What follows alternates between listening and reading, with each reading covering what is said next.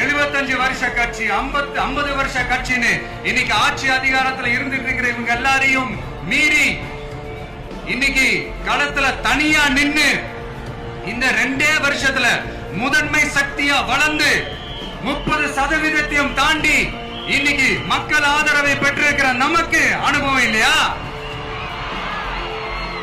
உங்களுடைய அனுபவம் என்னன்னு சொல்லட்டுமா?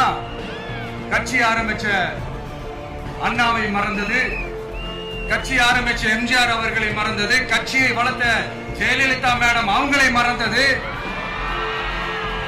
இவங்க எல்லாரும் சொன்ன விஷயங்கள், பேசின விஷயங்கள், எதையெல்லாம் ஃபாலோ பண்ணணும்னு சொன்ன விஷயங்கள் எல்லாத்தையும் மறந்தது.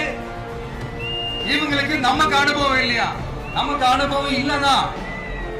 கொள்ளை அடிக்கிறதுல எங்களுக்கு அனுபவம் இல்லதா? அதெல்லாம் எங்களுக்கு சுட்டு போட்டாலும் வராது. இந்த கொள்கையை பேருக்கு மட்டும் வச்சுக்கிட்டு நேரடியா சரண்டர் ஆகிறது, மறைமுகமா சரண்டர் ஆகிறது, இந்த மாதிரி அனுபவம் நமக்கு இல்லதா? அதுவும் நமக்கு சுட்டு போட்டாலும் வராது.